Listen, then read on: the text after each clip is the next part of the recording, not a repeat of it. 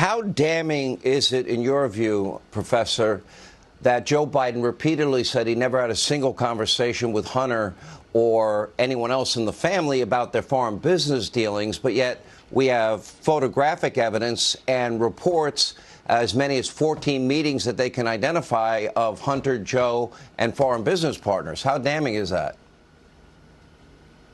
Well, I think it's the measure of that is precisely what was in that Post article. I mean, they're going to this scorched earth campaign because there's not a lot of ground left for them to fight on. The statement made repeatedly by President Biden appears clearly and unequivocally false.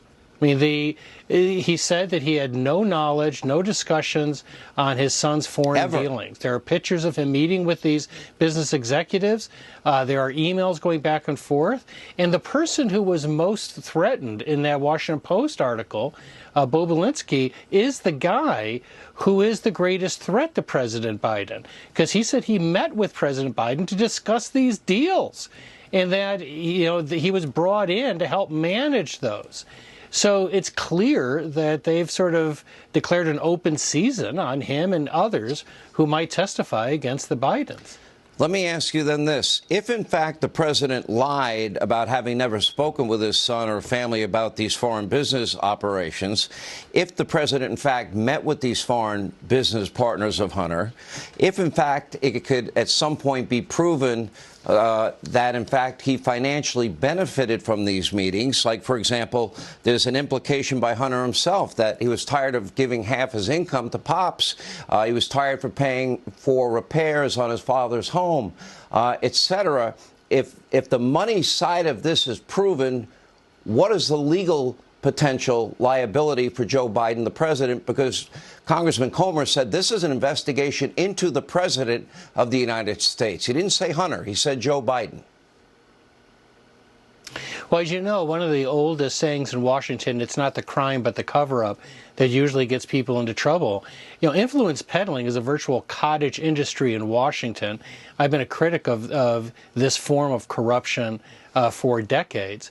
Although I have to tell you, I've never seen anything on this scale. What the Biden family appears to have done really is far beyond the appetite of most of these powerful families.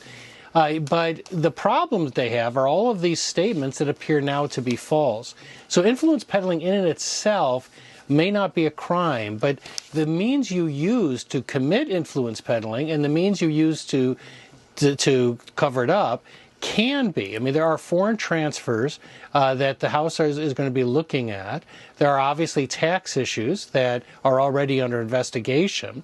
But there's also been a lot of people who've been interviewed by federal agents.